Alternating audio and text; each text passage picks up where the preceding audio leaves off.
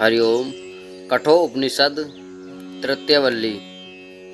इस वल्ली में यमराज जीवात्मा और परमात्मा दोनों का वर्णन करते हैं।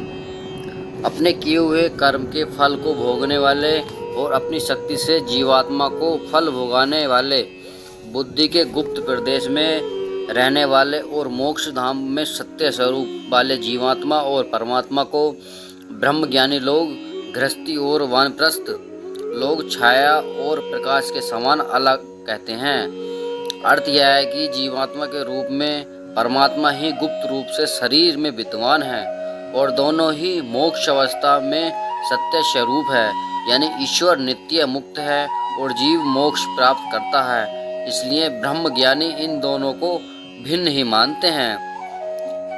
पांचाग्री शब्द से आशय उन गृहस्थों से है जो माता पिता अतिथि गुरु और परमात्मा इन पांचों की परिचर्या करते हैं।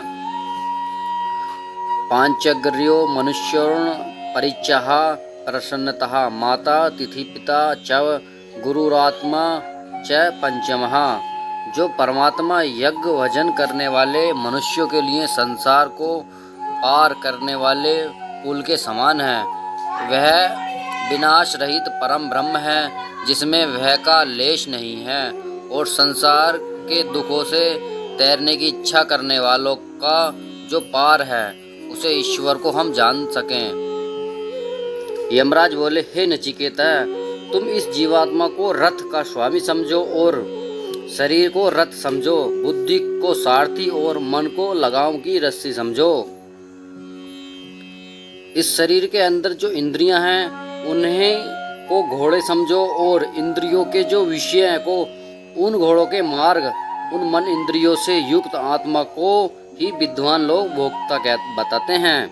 परंतु जो मनुष्य अज्ञानी हैं, जिनका मन स्थिर नहीं है, उनकी इंद्रियां उनके वश में नहीं रहती, जैसे दुष्ट घोड़े सारथी के वश में नहीं रहते।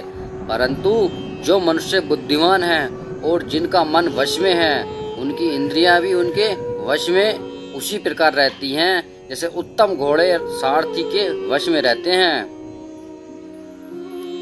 जो मनुष्य बुद्धिमान नहीं है, जिसका मन वश में नहीं रहता और जो छल कपट आदि द्वेषों से मुक्त युक्त होने से अपवित्र रहता है, वह उस ब्रह्म के परम पद को प्राप्त नहीं कर पाता और सदा जन्म मरण के चक्र में घूमता रहता है।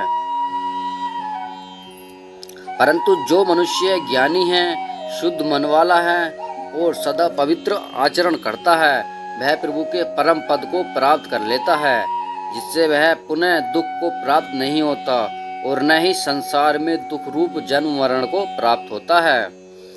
जिस मनुष्य की बुद्धि उसकी सारथी है और मन लगाम है, यानी वश में है, वह अपने मार्ग का पार कर जाता है और जो कि उस व्यापक ब्रह्म का सर्वोत्तम स्थान है।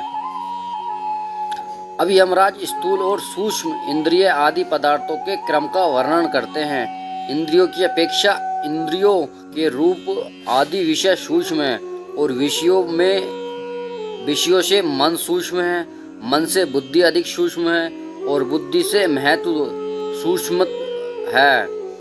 महत्व तत्व से अव्यक्त प्रकृति अति सूक्ष्म है और उससे पूर्ण परमात्मा सूक्ष्मतम है। परमात्मा से सूक्ष्म संसार में कुछ भी नहीं है, वही सीमा है और वही परम गति है, उससे आगे किसी की गति नहीं है। मन से परे सूक्ष्म सत रज और तम गुण वाली प्रकृति से जीवात्मा और परमात्मा है। परमात्मा से सूक्ष्म कुछ भी नहीं है, वह अंतिम मार्ग ही मनुष्य जीव का उद्देश्य है। वह सबसे सूक्ष्म है, उनके पश्चात न तो किसी का ज्ञान होता है और न उनसे आगे कहीं जाया जा सकता है। यह सर्व नियंता परमात्मा जो समस्त प्राणियों के हृदय में छिपा हुआ है, मलिन बुद्धि वाले मनुष्यों से नहीं जाना जाता, किंतु तीव्र और सूक्ष्म बुद्धि वाले सूक्ष्मदर्शी लोग उसे देख सकते हैं। सूक्ष्म बुद्धि से वह किसी प्रकार जानते हैं। यमराज आगे इसका वर्णन करते हैं। विद्वान पुरुष को चाहिए कि वह अपने मन और वाणी को विषयों से रोके और फिर उनको अपनी बुद्धि में स्थिर करके उस बुद्धि को महान आत्मा में स्थिर करे और आत्मा को शांत परमात्मा के साथ जोड़े। यमराज ने कहा, हे मनुष्यों, उस परमात्मा के जानने के लिए अविद्या की नींद से उठ जाओ और जागो और श्रेष्ठ आर्य जनों के सत्संग से ईश्वर को समझो। हे मनुष्यों, यह रास्ता सुगम नहीं है। तत्वदर्शी विद्वान तलवार की तेज धार के समान लांघने से कठिन इस मार्ग को भी दुर्गम बताते हैं। ब्रह्म का कोई विषय नहीं है, वह स्पर्श रहित है, वह रूप और विकार से भी रहित है, अनादि अनंत है, प्रकृति से भी सूक्ष्म है, निश्चल है। उसको जानकर मनुष्य मृत्यु के मुख से छूट जाता है और मोक्ष प्राप्त कर लेता है। यमराज द्वारा वर्णित इस नचिकेता नामक सनातन कथा को कहकर और सुनकर मेधावी मनुष्य ब्रह्मधाम में महिमा को प्राप्त होता है। जो विद्वान मनुष्य इस परम रहस्य वेद को ब्रह्म सभा में सुनता है अथवा पवित्र होकर अतिथियों के सत्कार के समय सुनाता है, तो इस कथा का फल अनंत हो जाता है। इस कथा के सुनने से अनंत पुरुषों को फल मिलता है। तृतीयवल्ली समाप्त।